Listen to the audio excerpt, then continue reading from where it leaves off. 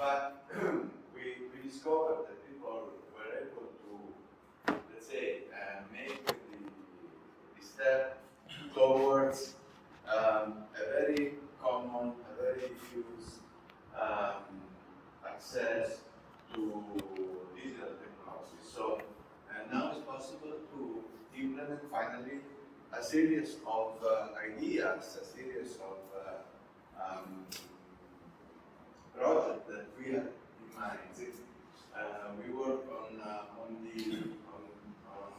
the area of Web 3D technologies in general and digital worlds since many years. And now it's possible to make it possible to push the institution, the public administration, towards the realization of such type of application. We show two test cases taken by our region. We come from the central part of Italy, where we have plenty of magnificent artifacts, mainly during the Pope Empire, so in 12th, 13th, 14th century, a series of magnificent monuments and artifacts have been realized. We look through two examples because they fit very well with the two strategies we are presenting today. The first one is the photogrammetry. Photogrammetry is a technique based on the fact that we have to make a large number of photos around the artifact, possibly turning around and over and below the artifact. And there are some restrictions. You have to maintain an overlap among the different shots so that the neural network that will be in charge of producing the vertices and then mapping the images over such vertices. So the result of a photogrammetry approach, as we will see, is a very high degree of photorealism, because really photos and the technique adopted and the software is able to reconstruct the shape of the artifact and mapping over the photos. So we have a very photorealistic reconstruction, but the inconvenience is that the number of vertices is tremendously high. So we may apply this technique only in those cases where the manual reconstruction of the artifact is too extensive. So we pay in terms of the capability of the software then to allow people visiting the artifact in a more efficient way. Because since the vertices has too high, of course, the impact over the visualization is quite high.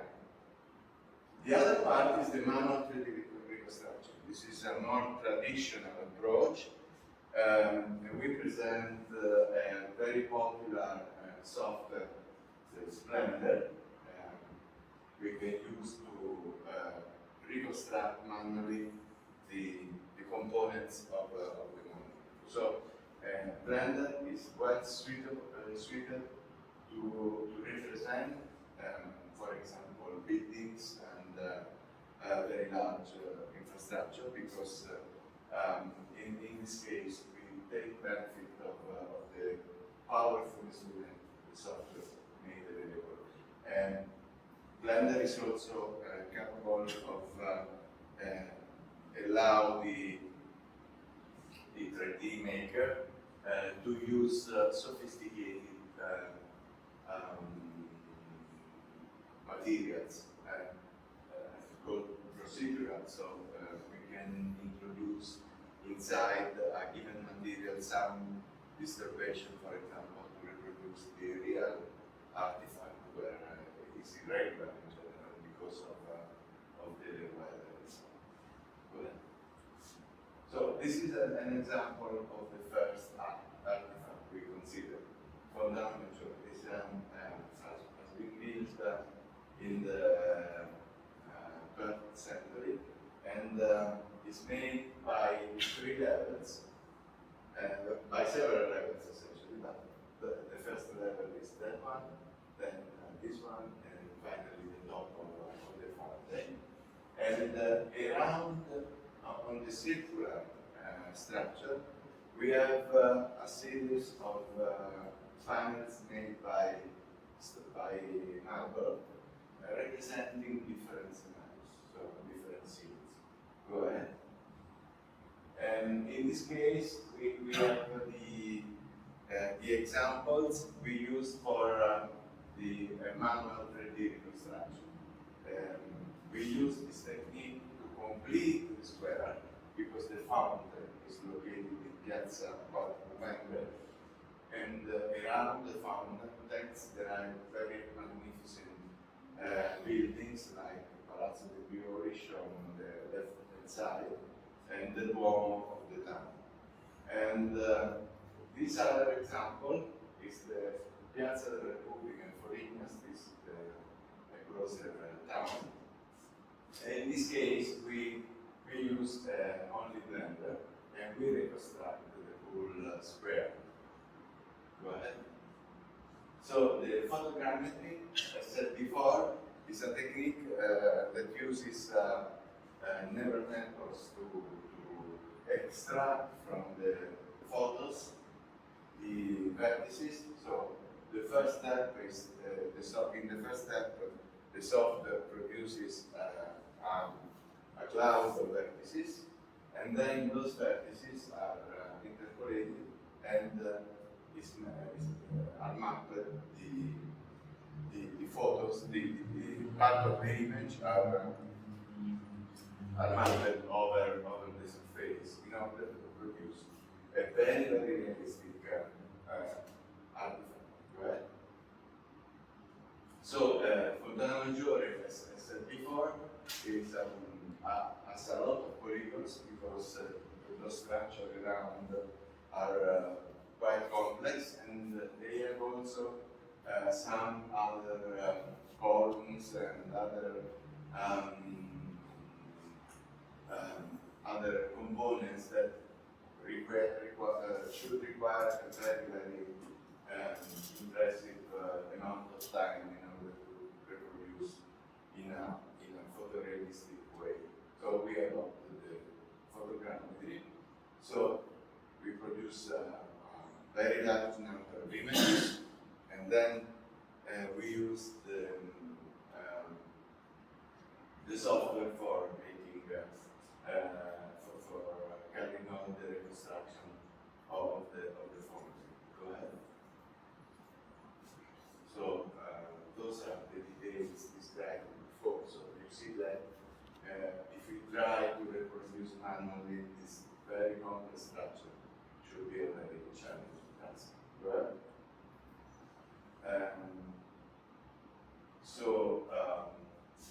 Going into the details of the fountain, we have 25 sided basin. Each face of the 25 sides form an pitch, and that means that there are two pieces joined by a central link and adorned with sculpted relief and slender colors. In those 25 sides, the author, two authors actually, describe the 12th month of the year and represent also the zodiac symbols and other parts.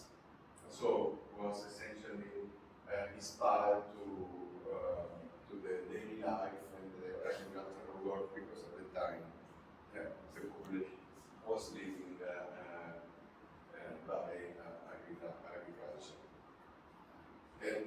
more important, each bas relief is different from the other. So this is all the relief, right?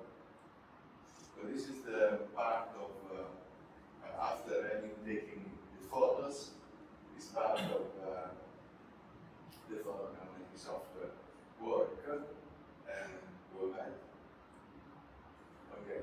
So the software is Mushroom, and once the data set of our cloud points is imported into Mushroom, there is a pattern to be defined that represent the different phases of the reconstruction. So, in particular, camera image, feature extraction, image matching, feature matching, structure for motion, prepare, then scene, depth map, filter, machine filter, and testing the last one. So after this pipeline, we obtain the result, right? And this is the virtual representation of the font.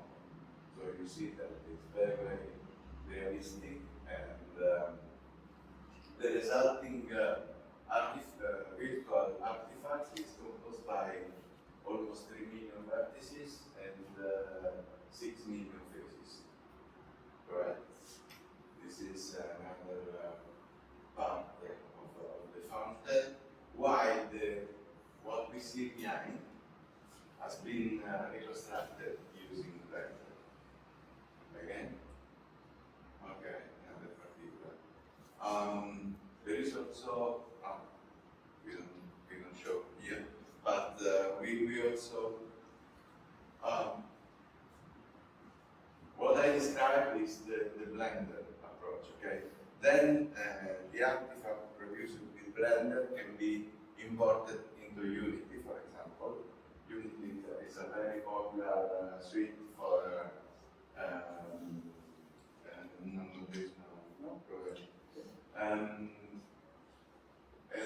for example, importing this component into Unity, one can mimic the water flowing from the fountain, and make also the landscape, the area navigable by the user, so the user can move around and see the vehicle scenario. Right? The second part is related to Blender. Also in this case, there are some important approaches we have to follow in order to obtain a usable virtual artifact. What means usable? It means that we have to, since the beginning, we have to consider to minimize the vertices and the faces, because once the project is complete, it may happen that it's too much complicated. So there are too many faces, too many vertices, and the user cannot effectively explore it in a pleasant way. So we have to adopt a series of techniques in order to maintain the number and the floating point, the frame per second in a good interval that enables the user to navigate easily. So also in this case, we can use images, adopting in this case the technique of image mapping. So we create the shapes and then map the image over the shape. But more efficiently, we may try to simulate the appearance of the walls, for example, instead of using images, trying to build procedural material, so that we are not so photorealistic, but we may obtain a result that is much more fluid for the recognition. So, however, also images in this case are important. But it's quite complicated to get images of a large building because of the distortion effects on the camera. So to be more precise, probably you can have a drone. But in any case, it's better to mimic the real material using a synthetic one, making some procedural approach. Right? So this is the final result on Palazzo Grigi. It's a large building in Piazza del Foligno. This is facilitated by the fact that the four wings are similar. So once we sculpt, we realize one component, we may replicate easily. The same for the lower part. Right? This is the town hall of the same square. Also in this case, you see that there are several components. It's quite complex, but can be with enough work, and the result is very nice. Go ahead. And this is the dome, the cathedral. Okay, go ahead. And this is the other part of the Palazzo dell'Economica where there is a museum. So in this case, we reconstruct the whole square. So it's possible, as a subsequent phase, we import Blender the Blender project inside Unity. And in this case, take advantage of the capability of Unity to enable people to move around inside the square. Alright? So, in the conclusion, we summarize the two main approach in order to reconstruct digital artifacts that can be applied to monuments, museums, and so on and so forth. This is particularly important in our country in Italy because after COVID there is a very important project called National Recovery and Resilience Fund, and in this case the digitalization of monuments and artifacts in general is one of the leading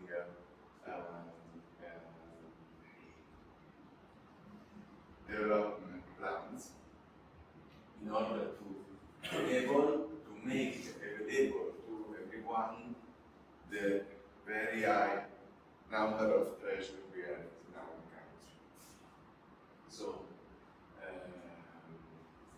it's important to adopt.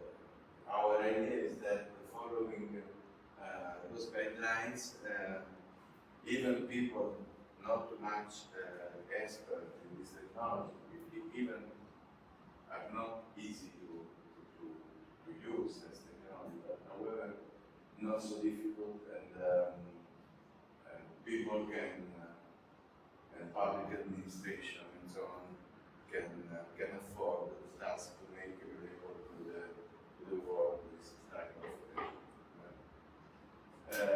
as possible development of our project, of course, is to try to include this type of artifacts in the metaverse in order to enrich the visual experience and enable the visitor to mimic the experience of visiting an interactive virtual world representing a museum or other sites. So that in this way, distant people can know seek and exploit the richness of our treasures. Thank you.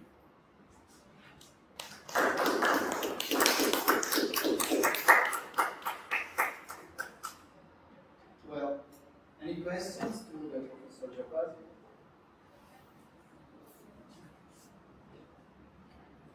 No question? Thank you very much, Professor.